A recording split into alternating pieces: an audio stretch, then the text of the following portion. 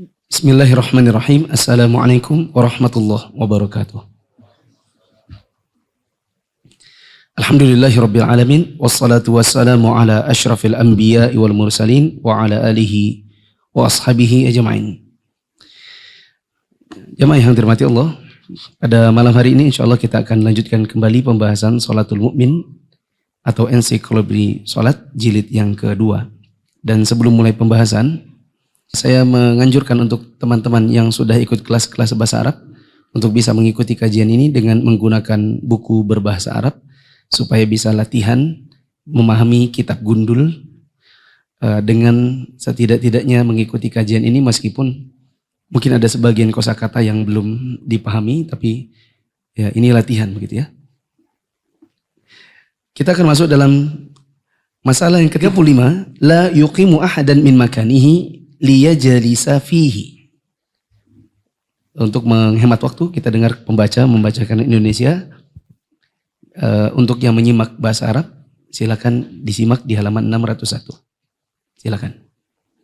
Poin ke-35. Tidak boleh membangunkan seseorang dari tempatnya agar dia bisa menduduki tempat itu. Ya. Tidak boleh seseorang menyuruh orang lain yang sudah duduk duluan di satu tempat di dalam masjid untuk berpindah ke tempat yang lain. Kecuali apabila tempat tersebut memang tempat khusus. Seperti ada seseorang menduduki tempat imam tetap. Lalu imam tetapnya datang dan dia berkata, maaf ini tempat saya. Bapak bisa di sebelah sana. Kalau dalam posisi seperti itu, imam yang punya tempat, maka dia boleh suruh orang pindah. Dan larangan di dalam poin 35 tidak boleh dipakai. Oh saya sudah duluan, misalnya di sini ya. Maju ke tempatnya imam tetap, dia bilang, oh saya sudah duluan. Oh saya imam tetapnya Pak. Oh nggak boleh, yang penting siapa yang duluan, misalnya gitu kan. Nah, ini tempat yang memang dikhususkan. Begitu juga di belakangnya imam. Biasanya ditempati oleh seseorang yang memang bertugas sebagai imam cadangan. Ya, seperti di masjid ini yang imamnya ada dua, satu bertugas, satu menjadi cadangan. Siapa tahu imam yang bertugas ini batal. Maka yang batal tinggal keluar, sedangkan yang cadangan maju. Maka di posisi di belakang imam, karena itu adalah tempat khusus, maka bila ada orang yang tidak bertugas, dia mendudukinya, maka si imam cadangan boleh saja untuk memindahkan atau memerintahkan orang itu untuk pergi, bergeser ke tempat yang lain. Adapun di soft 1, di tempat-tempat yang lain, di sayap kanan, sayap kiri, soft 2 dan seterusnya, apabila kita sudah duduk duluan, maka tidak boleh orang lain memerintahkan kita untuk pindah. Masih ingat cerita saya minggu lalu? Saya lagi sholat, kemudian setelah salam, tas saya dilempar oleh seseorang ya, yang memang orang tua, karena mungkin dia pikir itu adalah tempat kekhususan bagi dirinya. Apa dalil tidak boleh memindahkan orang lain dari tempatnya untuk kemudian kita duduki tempat tersebut? Silakan. Hal tersebut didasarkan pada hadis Jabir radhiyallahu anhu dari Nabi SAW. Beliau bersabda, La yuqimanna ahadukum akhahu yaumal jumu'ati thumma liyukhalifu ila maq'adihi fayaq'adu fihi walakin yaqul ifsahu. Yang artinya, janganlah sekali-sekali salah seorang di antara kalian membangunkan saudaranya pada hari Jumat untuk kemudian menggantikan tempat duduknya, lalu dia pun duduk di tempat tersebut. Tetapi hendaklah dia berkata, berlapanglah. Dari Ibnu Umar radhiyallahu anhu dari Nabi SAW, beliau bersabda, La yuqimanna ahadukum ar-rajula min majlisihi thumma yajlisu fihi walakin tafassahu wa tawassa'u. Yang artinya, janganlah sekali-sekali salah seorang di antara kalian membangunkan seseorang dari tempat duduknya, lalu dia duduk di tempat itu. Tetapi hendaklah kalian memberi kelapangan dan keluasan. Nafi bertanya, apakah itu pada hari Jumat? Beliau menjawab, pada hari Jumat dan yang lainnya. Yang demikian itu bersifat umum yang berlaku di segala macam tempat duduk. Ya. Cermati dulu. Nafi bertanya, apakah itu hanya di hari Jumat? Maka beliau menjawab, beliau ini siapa? Salah. Ibnu Umar. Ya. Mungkin bagusnya kalau beliau itu diganti jadi Ibnu Umar saja. Karena Nafi' bukan sahabat. Bagaimana Nafi' bertanya kepada Nabi lalu Nabi yang menjawab? Sementara Nafi' bukan dari kalangan sahabat. Ya, bisa jadi seperti teman-teman tadi, ada yang menjawab ini Nabi. Padahal yang bertanya Nafi'. Bagaimana Nafi' bertanya kepada Nabi dan Nabi sudah wafat? Yang benar ini adalah pertanyaan Nafi' kepada gurunya yaitu Ibnu Umar. Ibnu Umar mengatakan al-jumu'atu wa ghairuha. Ini mencakup baik hari Jumat maupun yang bukan hari Jumat. Wa hadza 'amun fi jami'il majalis. Dan larangan untuk membangunkan orang dari tempatnya lalu kita duduk di tempat tersebut itu juga berlaku untuk semua majelis. Nah, sekarang ada teka-teki atau pertanyaan. Kalau orang itu yang bilang sini duduk. Kemudian dia yang pindah, bagaimana? Kita tidak suruh dia bangun. Melihat kita datang, dia bilang sini. Sini Pak, sini. Kemudian kita duduk di tempatnya, dia yang pindah. Boleh atau tidak? Tergantung. Tergantung apa? Tergantung pada poin yang pernah disebutkan sebelumnya bila imam belum tiba. Kalau imam sudah tiba, tidak boleh. Kalau pertemuan terdahulu, minggu lalu, kalau imamnya belum tiba, maka boleh. Kalau imamnya sudah tiba atau khotibnya sudah tiba, maka tidak boleh. Tadi kan Ibnu Umar bilang ini Jumatan dan bukan Jumatan. Dan ini mencakup Jumatan ataupun majelis yang lain. Jadi tidak ada hubungannya dengan kedatangan imam atau khotib atau belum. Pendapat yang benar, sebaiknya tetap tidak diduduki. Meskipun kita ditawari. Kenapa demikian? Khawatir ada orang yang dari jauh melihat kita. Ada orang bangkit, kemudian kita duduk di tempatnya. Dia tidak dengar kita bercakap apa. Yang punya tempat bilang, sini duduk sini, biar saya yang pindah. Orang dari jauh tidak mendengar pembicaraan itu, lalu orang berasumsi, coba kamu lihat Pak Wahyu itu. Mentang-mentang orang BDI sini. Coba kamu lihat. Anak muda disuruhnya pindah. Kemudian dia duduk di tempatnya. Sombong-sombongnya orang di sini. Padahal orang itu yang nawarin dia tempat. Ya kan? Jadilah Pak Wahyu kena tuhmah. Kena tuduhan. Untuk sesuatu yang tidak dia lakukan. Maka pendapat yang benar. Meskipun kita ditawari. Jangan duduki. Begitu. Berarti saya perlu tambahkan. Dan kalau kita melihat dari kejauhan yang kita tidak tahu apa yang terjadi. Ada orang pergi meninggalkan sebuah tempat. Lalu ada orang lain menduduki tempat tersebut. Maka jangan terburu-buru menuduh. Oh itulah orang sombong membangunkan orang lain dan nyuruhnya pindah. Apalagi dalam pandangan kita kelihatan yang pindah ini bukan pindah tempat tapi pindah ke WC. Kalau orang itu bukan pindah tempat tapi justru pergi ke WC, berarti orang itu minta jagakan tempatnya. Ya atau tidak? Nah, kita lihat, kasihannya itu loh, Pak Wahyu itu sombong betul, mentang-mentang takmir sini. Orang disuruhnya pindah, didudukinya tempatnya. Oh, kemana Pak Wahyu? Ke yang muda itu, yang disuruhnya pindah pergi kemana? Pergi ke WC. Itu kamu yang salah. Ya memang orang yang memang pergi ke WC bisa jadi minta tolong dijagakan tempatnya. Apalagi kalau itu terjadi di Masjidil Haram, di Masjid Nabawi, di masa-masa iktikaf. Karena kalau ada orang pergi ya dan dia kerepotan untuk membawa barang-barangnya, sementara dia cuma mau ke WC keluar dari masjid, maka tentu biasanya dia minta tolong orang lain untuk jagakan tempatnya. Semoga kapan-kapan yang belum pernah iktikaf di Masjidil Haram Allah mudahkan ke sana. 36. Poin ke-36, mendengarkan khutbah pada hari Jumat. Yang demikian itu didasarkan pada hadis Abu Hurairah radhiyallahu anhu, Rasulullah SAW bersabda, idza qulta li sahibika yaumal jumu'ati ansit wal imamu yakhutubu faqad laghut.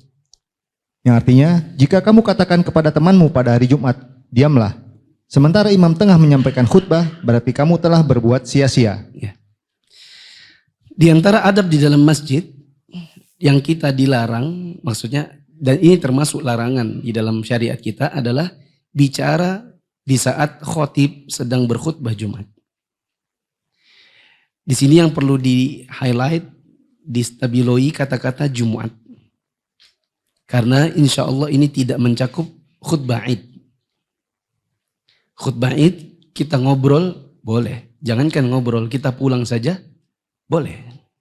Berbeda dengan khutbah Jumat. Bagaimana kalau kita ngobrol? Maka di sini disebutkan Nabi SAW mengatakan, idza qulta li sahibika, jika kamu berkata kepada saudaramu pada saat hari Jumat, ya, amsit, diam. Atau ada orang tua, orang dewasa berbalik ke kumpulan anak-anak. Yang anak-anak itu menimbulkan keributan. Lalu dia berkata, kalimat-kalimat seperti itu, kata Nabi SAW, faqad laghut. Kamu telah berbuat sia-sia. Boleh dicatat di situ. Sia-sia di sini maksudnya adalah bukan berarti hilang pahala Jumatnya. Pendapat yang benar, pahala Jumatnya berkurang menjadi pahala sholat zuhur saja. Yang dimaksud dengan engkau berbuat sia-sia, maksudnya adalah dikurangi pahalanya. Turunnya adalah dari pahala Jumatan menjadi pahala zuhur biasa.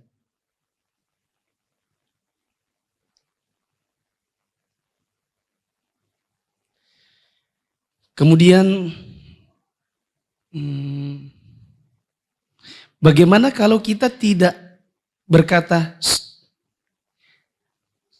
seperti, boleh dicatat ya, tidak berkata-kata tapi melakukan sesuatu seperti isyarat.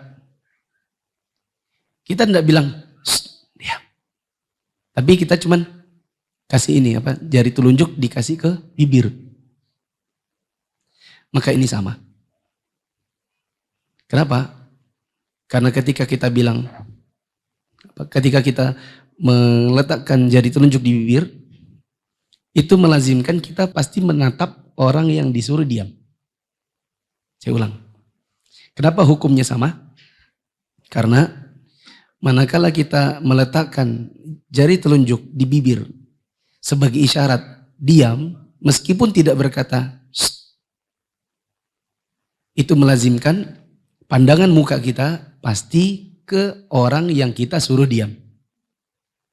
Ya enggak? Ya enggak? Ya. Dan kalau pandangan kita beralih dari khutbah, maka itu membuat sama hukumnya antara diam dengan memberi isyarat. Meskipun tidak berkata, kan tidak mungkin kita memberi isyarat dengan telunjuk di bibir tapi ngadepnya ke khotib. Nanti khotibnya dikira disuruh diam. Ya enggak? Gini. Tapi ngeliat ke khotib ngeliat kita dikira kita disuruh diam. Nah, seperti ada seorang ikhwan saya pernah lihat, saya jujur lihatnya itu agak ketawa gitu ya. Mungkin dia maksudnya izin mau pergi ke WC. Kan biasanya kalau izin kan angkat tangan. Nah dia tuh angkat gini nah. Telunjuknya dibikin payung di telapak tangan ini. Ini kan artinya diem kan. Dia izin mau pergi ke WC dia gini. Ustaz, gini. Itu artinya time out. Ustaznya disuruh berhenti bicara berarti. Ya. Terus catatan yang ketiga, bagaimana kalau kita tidak bicara tapi melakukan sesuatu dan tatapan tetap ke arah khotib. Saya pernah tanyakan ini ke Syekh Syastri. Saya berkata, Syekh bagaimana kalau seandainya kita duduk dan kita tahu teman kita di sebelah ini terkantuk-kantuk. Bahkan kepalanya sudah hampir setengah ke dekat pahanya gitu. Dia bersila, badannya itu bukan lagi 45 derajat. Hampir 90 derajat mendekati ke paha. Nah, Lalu kita lutut dengan lutut itu diapain? Dek gitu. Disenggolkan. Diantupkan. Bahasa Balikpapan diantupkan. Gitu kan? Supaya dia bangun. Tapi pandangan kita tetap ke khatib. Dan kita tidak berkata, kita cuma sekedar menghantupkan lutut dengan lutut. Apakah ini termasuk di antara larangan? Kata beliau, zahirnya tidak. Kata beliau, zahirnya tidak. Karena pandangan kita tetap ke arah khatib. Perhatian kita tetap ke sana. Maka insya Allah kalau kita sedang Jumatan, kemudian teman kita di sebelah terkantuk-kantuk, maka kita boleh membangunkannya dengan cara mengetukkan lutut kita ke lututnya.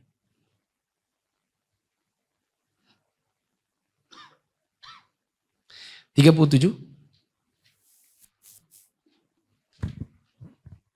Ke-37, tidak mempergunakan waktu antara adzan dan iqamah untuk mengobrol dengan orang lain. Ya. Di antara yang perlu diperhatikan saat ke masjid, dan ini bagian dari larangan dalam syariat, yaitu yushaghilul waqta bainal adzan wal iqamati bil kalami ma'an nas. Yaitu sibuk ngobrol antara adzan dengan iqamah. Catatan di situ, kecuali penting. Kecuali penting. Seperti pembicaraan imam dengan imam lain. Siapa ini di antara kita tugas. Ya. Kemudian pembicaraan antar imam kepada muadzin. Ya. Kemudian petugas buka puasa yang sedang menyiapkan atau membereskan bekas-bekas buka puasa. Begitu juga kameramen dengan sesama kameramen. Ini pembicaraan yang penting.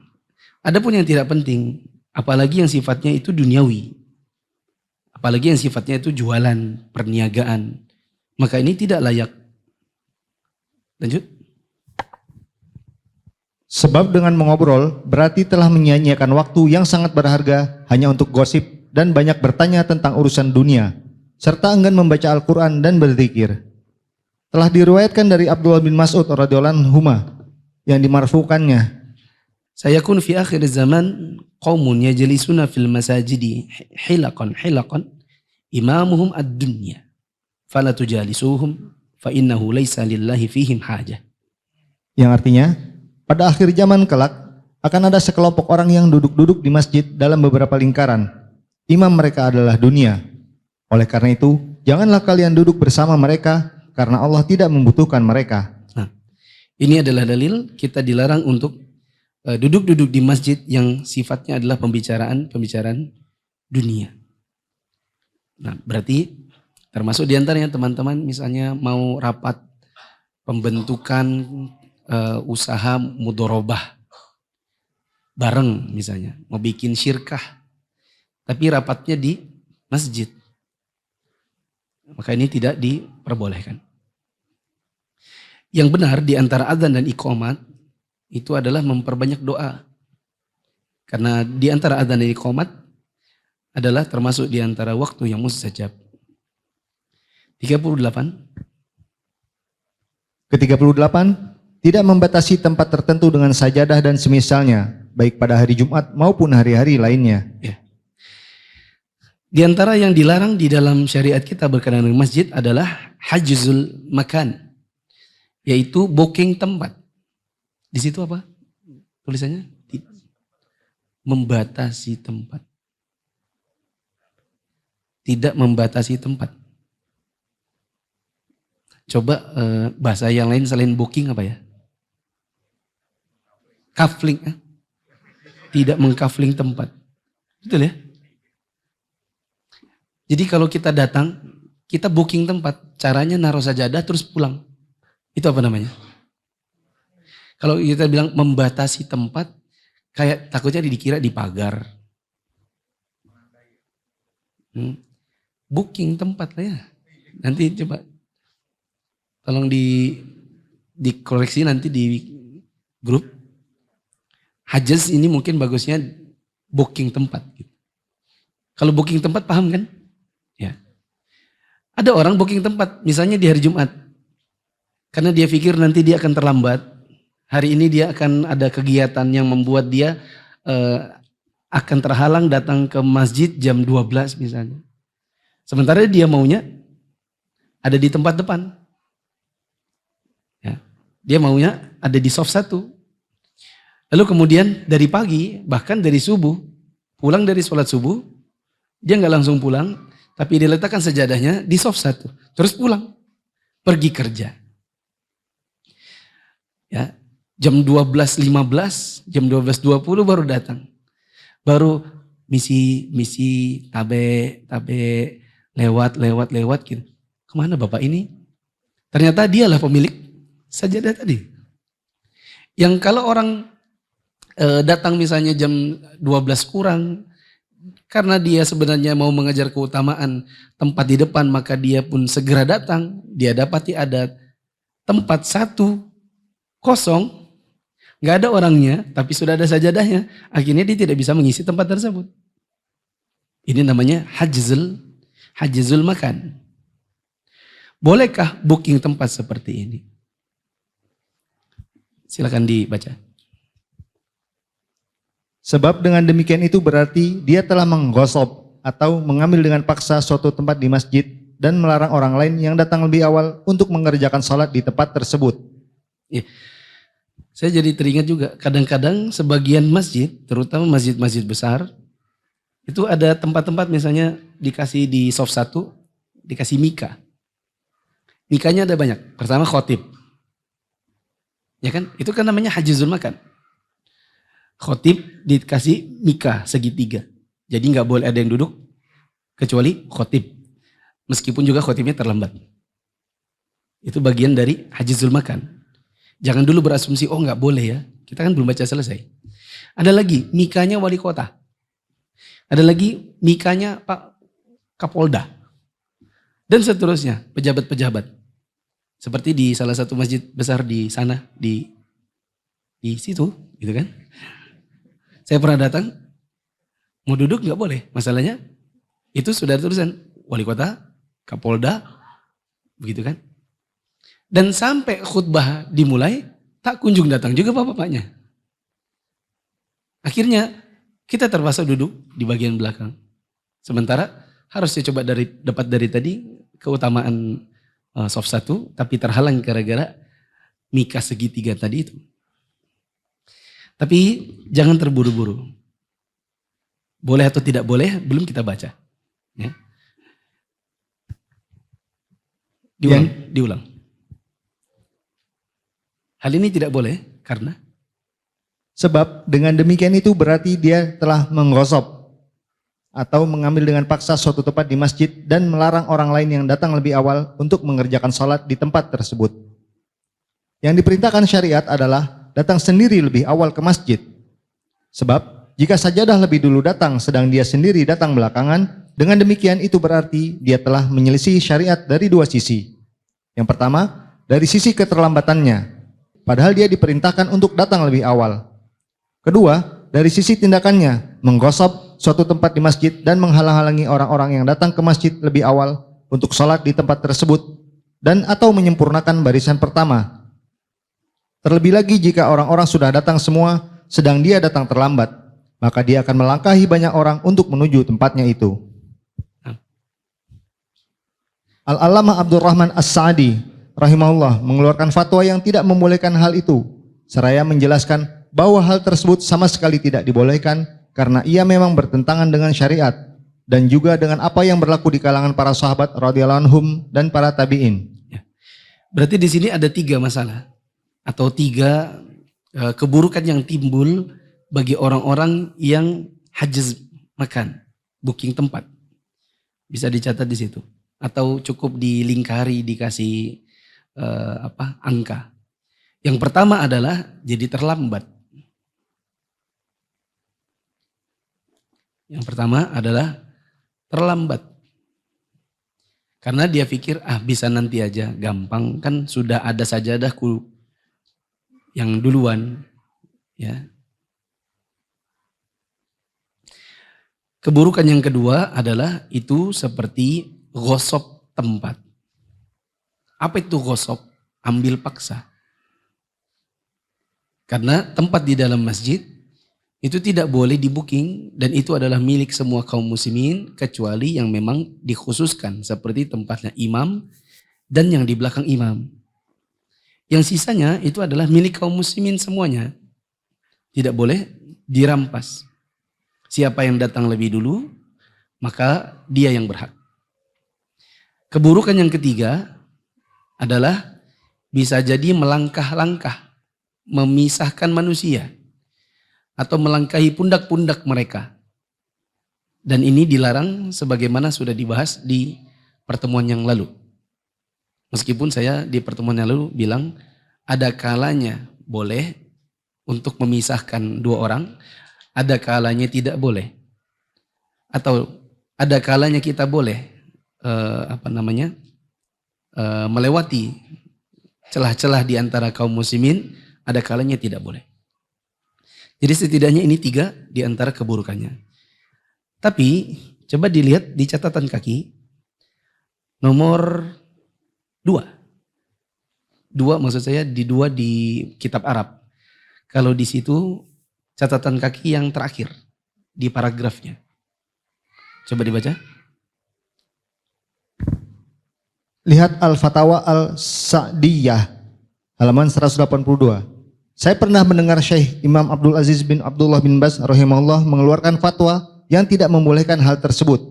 Kecuali jika seseorang itu sudah berada di masjid, kemudian keluar untuk berwudu dan kemudian kembali lagi ke tempat tersebut. Nah, bolehkah kita hajiz makan? Ini ada ta'liq, ada catatan kaki, ada komentar dari Syekh bin Baz, kata beliau, illa idza kana al-insanu fil masjidi thumma kharaja lil wudu'i thumma ya'ud.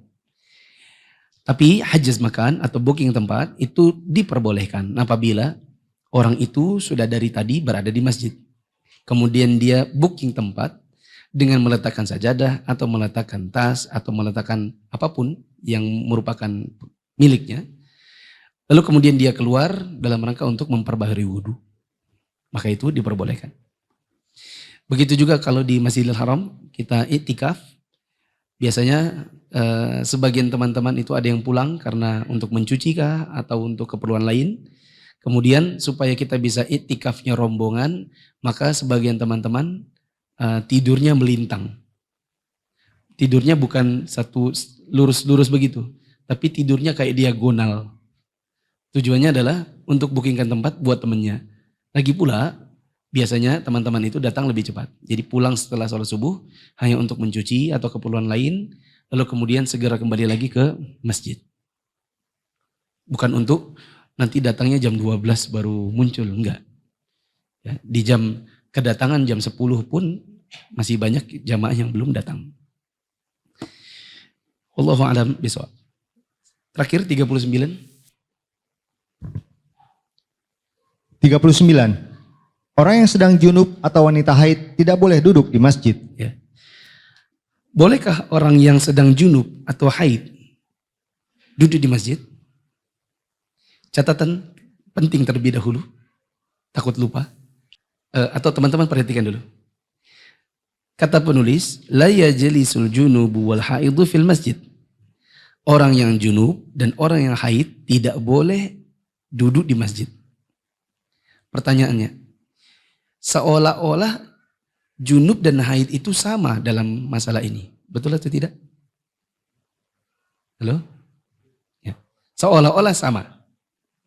Nah, catatan pentingnya, yang benar junub dan haid itu tidak sama. Silakan dicatat. Di sekitaran nomor 39. Yang benar junub dan haid itu tidak sama. Siapa yang tahu? Dapat hadiah. Ya. Nah, kalau junub itu tergantung pada orang yang kapan aja bisa bersucinya. Sedangkan wanita haid tidak. Ya, betul. Nanti tagih hadiahnya ke saya. Tidak sama. Kenapa? Orang junub, hilangnya status junub itu terserah dia. Mau dia mandi sekarang, mau dia mandinya nanti. Kalau orang misalnya bersetubuh dengan istrinya di malam hari, Dia mau langsung mandi setelah bersetubuh atau nanti jam 3 atau tunggu sebelum subuh maksudnya. Itu terserah dia. Sedangkan wanita haid, dia mandi terserah dia. Ya mandinya doang yang terserah dia. Tapi apakah status haidnya bisa hilang? Tidak bisa terserah dia. Terserah si darahnya. Darahnya kalau berhenti baru hilang status haidnya. Artinya ya kembali kepada kehendak Allah terhadap darahnya. Bisa dipahami? Jadi kalau ada wanita haid, misalnya dia adalah guru TPA. Jadwalnya dia adalah ngajar setiap sore. Kalau dia tidak datang, nanti anak-anak tidak terurus. Atau wanita itu punya kajian rutin. Apalagi kajian itu kajian yang tidak bisa hilang, tidak bisa absen. Seperti kajian bahasa Arab. Tapi kajiannya di masjid. Dan ada hari di mana dia mengalami haid. Bolehkah dia duduk di masjid? Jawabannya hukumnya dia tidak boleh disamakan dengan junub. Karena kalau orang junub, bila ditanya kepada dia, kok kamu duduk di sini? Kan kamu kan junub. Ya, kamu kan bisa mandi kalau kamu mau. Ya, maka kedua posisi ini tidak boleh disamakan. Ya, itu dulu catatannya. Apa jadi tadi? Junub dengan haid hukumnya tidak sama. Karena hilangnya junub terserah orangnya. Sedangkan hilangnya haid tergantung darahnya. Begitu. Baca dulu. Yang demikian itu didasarkan pada firman Allah Subhanahu wa taala pada surat An-Nisa ayat 43 yang artinya, hai orang-orang yang beriman, janganlah kalian salat sedang kalian dalam keadaan mabuk sehingga kalian mengerti apa yang kalian ucapkan. Jangan pula hampiri masjid sedang kalian dalam keadaan junub terkecuali sekedar berlalu saja hingga kalian mandi. Artinya, janganlah kalian mendekati tempat salat untuk mengerjakan salat sedang kalian dalam keadaan mabuk hingga kalian memahami apa yang kalian katakan. Jangan pula kalian mendekati tempat salat sedang kalian dalam keadaan junub kecuali jika untuk melintas saja. Dalam ayat ini Allah menyebut lafaz salat bukan lafaz masjid atau musalla, yaitu lapangan tempat salat. Karena pada masa Nabi SAW, salat selalu didirikan secara berjamaah dan tidak seorang pun yang tertinggal darinya. Penafsiran tersebut ditarjih oleh Imam Ibnu Jarir rahimahullah. Al-Hafidz Ibnu Katsir rahimahullah berkata, dari ayat tersebut banyak imam yang berhujjah bahwa orang yang dalam keadaan junub diharamkan untuk menetap di dalam masjid, tetapi dibolehkan sekedar melintas saja. Demikian halnya dengan wanita yang sedang haid atau nifas. Jadi kalau ada yang bertanya kepada kita, apa dalilnya orang junub dengan haid itu tidak boleh duduk di masjid? Jawabannya ayat yang tadi. Ya ayyuhalladzina amanu la taqrabus salata wa antum sukara hatta ta'lamu ma taqulun wala junuban illa abiri sabilin hatta taghtasilu. Ya. Dan juga dikuatkan oleh pendapat-pendapat para ulama ahli tafsir bahwa orang yang junub, ya, begitu juga haid dan nifas, maka tidak boleh untuk berdiam di dalam masjid kecuali sekedar lewat. Kecuali sekedar lewat. Lewat itu bagaimana? Ya, mungkin juga menjadi tanda tanya bagi kita. Itu juga ngapain sih wanitanya lewat? Ya, jawabannya bisa jadi dia ketinggalan sesuatu lalu dia mengambil sesuatu yang tertinggal itu. Ya, atau kita bayangkan lebih jauh, ada anak kecil pergi ke masjid, kok nggak pulang-pulang? Mamanya nyusul ke dalam masjid. Ya, ternyata anak itu tertidur di masjid. Lalu mamanya membangunkan, setelah bangun langsung pergi. Jadi dia tidak berdiam diri lama di dalam masjid, melainkan sekedar lewat. Begitu. Lanjut. Tetapi wanita yang menjalani haid atau nifas harus benar-benar menjaga sehingga tidak mencemari masjid. Ya. Kalau ingin lewat, misalnya wanita ini ingin masuk ke dalam masjid dalam keadaan dia haid, maka dia harus menjaga jangan sampai ada kotoran atau darah haidnya menetes di masjid. Apa dalilnya?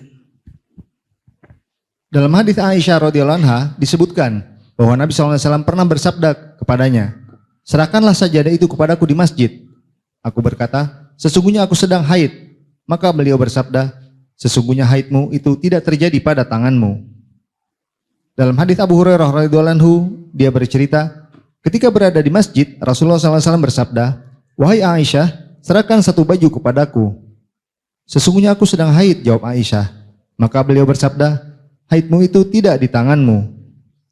Adapun hadis Aisyah radhiyallahu anha yang dimarfukannya, jauhkanlah pintu rumah-rumah ini dari masjid, karena sesungguhnya aku tidak menghalalkan masjid ini bagi wanita yang haid dan orang yang junub.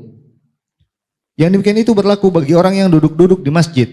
Sebagian ulama berpendapat boleh bagi orang junub untuk duduk di masjid hingga dia berwudu. Sedang dalil khabar Zaid bin Aslam bahwa sebagian sahabat Nabi SAW jika sudah berwudu, mereka duduk-duduk di masjid. Tetapi sebagian mereka berpendapat lain, yakni mereka tidak membolehkan orang junub duduk di masjid sama sekali dengan dalil keumuman ayat, jangan pula hampiri masjid sedang kalian dalam keadaan junub terkecuali sekedar berlalu saja hingga kalian mandi. Jadi wudu tidak mengeluarkan dirinya dari status junub, juga didasarkan pada keumuman hadis yang disebutkan di atas. Saya pernah mendengar Syekh Imam Abdul Aziz bin Abdullah bin Baz rahimahullah berkata, demikian itulah yang lebih jelas dan kuat. Duduknya para sahabat di dalam masjid dipahami bahwa mereka tidak mengetahui jika orang junub dilarang duduk di masjid. Intinya adalah berpegang pada dalil. Zaid bin Aslam, perawi hadis di atas, sendiri meskipun hadisnya diriwayatkan oleh Muslim, padanya masih terdapat sesuatu jika dia meriwayatkan hadis sendirian. Tadi ada riwayat yang kita baca, Aisyah mengatakan kepada Nabi, saya haid. Ketika Nabi meminta Aisyah untuk mengambilkan sesuatu atau mengantarkan sesuatu ke dalam masjid. Maka Nabi mengatakan, haidatuki laisat fi yadik. Haidmu tidak di tanganmu. Artinya kalau Aisyah bisa masuk, maka Aisyah diperkenankan masuk meskipun dalam keadaan haid, tapi cuma sekedar lewat atau sebuah keperluan. Begitu. Kemudian ada riwayat dari Zaid bin Aslam, dia mengatakan, ba'du ashabin Nabi sallallahu alaihi wasallam kanu idza tawaddau jalasu fil masjidi. Dulu para sahabat Nabi apabila mereka junub kemudian mereka berwudu terlebih dahulu, maka mereka bisa duduk-duduk di masjid. Atau dengan kata yang lain, meskipun junub mereka duduk di masjid asalkan mereka sudah wudu. Hanya saja sebagian ulama ada yang berkata, para sahabat itu duduk-duduk di masjid dalam posisi mereka sedang junub, ya, itu karena mereka tidak mengetahui bahwa orang junub dilarang untuk duduk-duduk di masjid. Dan kata Syekh bin Baz, dan inilah pendapat yang lebih kuat. Saya pribadi, saya lebih condong pendapat ulama yang mengatakan bahwa untuk junub, iya, tidak boleh ke masjid. Kecuali sekedar lewat. Sedangkan untuk wanita yang haid, saya lebih condong pendapat ulama yang mengatakan boleh. Untuk duduk dengan syarat. Nah, bisa dicatat. Sebagian ulama berpendapat wanita haid. Sebagian ulama berpendapat wanita haid dalam kurung bukan junub. Saya kasih pertegas. Bukan junub maksudnya bukan wanita yang baru berjima, bukan laki-laki yang mimpi basah, bukan yang seperti itu. Ya, ini haid. Untuk wanita haid boleh untuk duduk di masjid dengan syarat.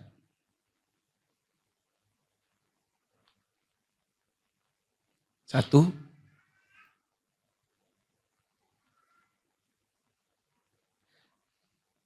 ada hajat. Seperti mengajar atau belajar. Kedua,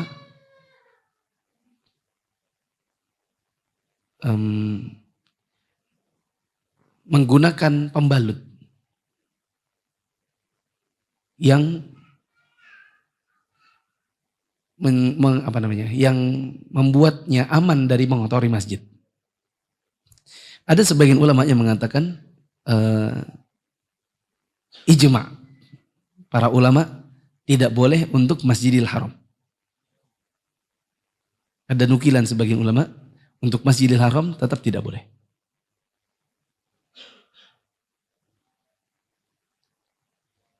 Bisa dipahami? Ikut Mia, belajar Islam jadi lebih mudah dan makin yakin.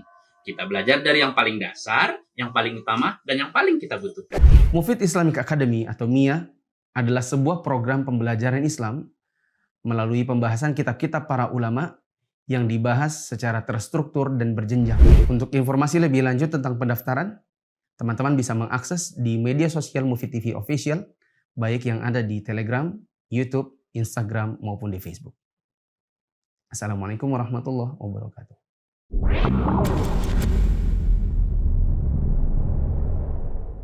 Kenali agama kita lebih dalam dengan belajar di Mufid Islamic Academy. Anda ingin belajar agama runut dari dasar, akan tetapi terkendala dengan pekerjaan usia? Jangan khawatir, bergabunglah bersama Mia. Dengan belajar di Mia, Anda akan mendapatkan metode yang mudah untuk difahami, dan Anda bisa belajar kapan dan dimanapun Anda berada, akan tetapi tetap ilmiah. Barakallahu fikum. Kita ringkaskan apa yang sudah kita bahas pada malam hari ini. Saya bertanya, teman-teman menjawab. Bolehkah kita memindahkan orang lain dari tempat duduknya di masjid lalu kita duduki? Jawabannya? Jawabannya tergantung. Tergantung apa? Satu, tempat itu memang tempatnya yang memang khusus buat dia atau bukan. Seperti imam dan yang di belakang imam. Kalau memang itu tempatnya, maka imam boleh memindahkan orang. Begitu juga yang di belakangnya imam. Oke? Adapun di tempat-tempat yang lain, maka tidak boleh kita pindahkan orang. Kemudian, kalau orangnya nawari, lalu dia pergi, bolehkah kita duduk di tempatnya? Sebaiknya jangan. Kenapa? Karena khawatir ada tuhmah. Tuhmah itu artinya tuduhan. Ya, dan kita tertuduh untuk melakukan sesuatu yang jelek. Seperti tertuduh sombong, tertuduh mentang-mentang, dan yang semacam itu. Karena memindahkan orang lalu kita duduk di tempatnya. Kemudian, bolehkah kita bicara di saat khotib sedang berkhutbah? Jawabannya tidak boleh. Oh iya, saya lupa tadi, sempat mikir tadi mau ngomong apa tapi terlupa dan baru teringat sekarang. Ada dua orang sahabat yang duduk bersebelahan di saat Nabi sedang berkhutbah. Maka yang satu bertanya kepada yang lain tentang perkara agama. Bila saya tidak salah Ibnu Mas'ud yang ditanya. Ya, setelah ditanya, Ibnu Mas'ud tidak mau menoleh kepada yang bertanya. Dia terus memperhatikan Nabi.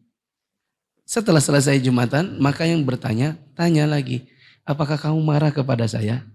Tidak. Kenapa tadi waktu saya bertanya kamu tidak mau menjawab, bahkan tidak mau menoleh? Maka Ibnu Mas'ud, ia menjawab kurang lebih intinya, di saat sedang berkhutbah, ya, sedang ada khotib berkhutbah, maka kita tidak boleh bicara, meskipun untuk perkara-perkara agama. Kita bayangkan perkara agama saja tidak boleh, lalu bagaimana dengan perkara yang banyak dibicarakan orang saat sedang khutbah. Ya, maksud saya khutbahnya lagi berlangsung, mereka hanya ngobrol apa? Di antaranya ngobrol bola. Di antaranya ngobrol pekerjaan. Atau setelah Jumatan mau makan di mana. Ya, sementara Ibnu Mas'ud ditanya masalah agama saja, dia tidak mau menjawab. Begitu. Kalau teman kita yang mengantuk, kita kan tidak boleh bilang, apa yang boleh kita lakukan? Mengetukkan lutut dengan lutut, itu diantara caranya. Bolehkah memberi isyarat? Kita nggak ngomong, tapi kita cuma memberi isyarat telunjuk di bibir. Tetap tidak boleh. Kenapa tidak boleh? Karena pandangan mukanya pasti ke arah yang disuruh diam. Dan itu mengalihkan pandangan kita ke khotib. Catatan boleh ditaruh di situ. Karena faktor bisa mengalihkan pandangan dan merusak konsentrasi, sebagian ulama menegaskan larangan mengedarkan kotak infak di saat khutbah berlangsung. Karena saat khutbah berlangsung, itu kotak infak yang berjalan, mau ndak mau, mata kita atau wajah kita kadang teralihkan dengan posisi untuk mengambil. Kemudian teralihkan lagi posisi untuk menggeser. Kalau di sebelah kita mengantuk misalnya, dia tertidur dan kotaknya tidak berjalan, ya kan, kotaknya tidak berjalan. Akhirnya kita yang maunya geser karena dipanggil orang gitu. Maksud saya, kita duduk di tengah di antara seorang yang sedang tertidur dengan yang tidak tertidur. Orang yang tertidur ini harusnya menggeser kotaknya ke kita. Ya kan? Tapi karena dia tertidur dan kita juga tidak melihat, maka yang tidak tertidur megang kita. Mas, tuh nah kotaknya digeser. Ya kan? Dia ngomong. Ngomong saja nggak boleh, ya kan? Mengurangi pahala. Belum lagi kita yang geser kotaknya, ya, wajah kita ngelihat ke kotak itu, kemudian lihat lagi ke sampingnya dan seterusnya. Belum lagi nanti kaum muslimin ada yang tidak paham dengan hal ini. Dia bukan cuma sekedar menggeser kotak, dia keluarkan dompet. Dibuka lagi dompetnya, dia cari uang yang paling jelek, yang paling kecil. Dia cari yang mana gitu kan. Saya yakin tidak ada orang yang buka dompet terus tidak dilihat isinya. Iya. Mau yang mencari paling kecil kah? Mau cari yang paling besar kah? Sama aja. Pasti mereka lihat mana ya 50.000, mana ya 100.000. Kalau yang mau 2.000, mana ya yang 2.000.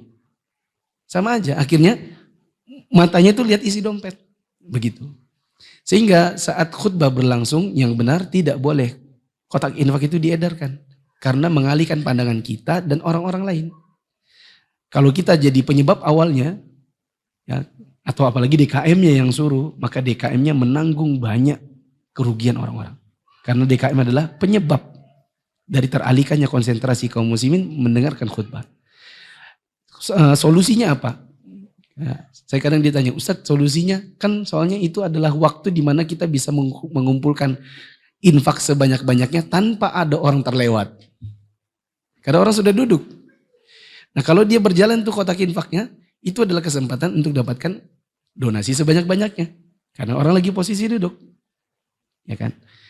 Maka solusinya adalah kotak infaknya diletakkan di pintu masjid di luar. Begitu. Atau orang sudah duduk duluan, datang, sebelum khotib naik ke atas mimbar, bahasa Bugisnya, nah, jalankan memang sudah itu kotaknya. Tidak boleh saat khutbahnya yang berlangsung. Kita tidak boleh menggunakan waktu di antara adzan dan iqamat untuk pembicaraan dunia, hanya boleh untuk pembicaraan penting, tapi yang lebih utama adalah berdoa. Kemudian, bolehkah kita booking tempat di dalam masjid? Jawabannya?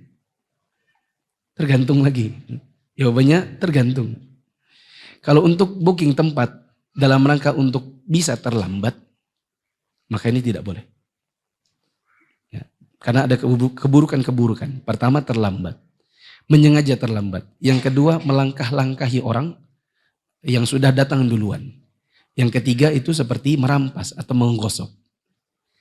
Nah, adapun orang yang memang sudah ada di dalam, lalu kemudian dia booking tempat dalam rangka memperbaharui wudu, boleh. Begitu juga orang yang memang terbiasa i'tikaf dan dia tahu di situ banyak orang yang pulang, lalu kemudian dia booking tempat untuk juga bisa pulang tanpa bermaksud terlambat, ya maka ini juga insya Allah diperbolehkan. Bolehkah orang junub duduk di masjid? Jawabannya ada ikhtilaf ulama. Pendapat yang lebih tepat adalah mereka tidak boleh untuk duduk-duduk di masjid. Meskipun sebagian ulama ada yang berpendapat boleh apabila wudhu dulu. Bolehkah wanita haid duduk di masjid? Jawabannya ada ikhtilaf ulama. Sebagian melarang dan sebagian lagi memperbolehkan tapi ada syarat. Apa syaratnya tadi? Pertama ada hajat. Yang kedua menggunakan pembalut yang bisa mengamankan dirinya dari mengotori masjid. Sebagian ulama ada yang menambahkan selama bukan Masjidil Haram. Wallahu a'lam bishawab. Ini saja, mau tanya jawab juga tinggal 30 detik. Subhanakallahumma wa bihamdika asyhadu an la ilaha illa anta astaghfiruka wa atubu ilaik. Wassalamualaikum warahmatullahi wabarakatuh.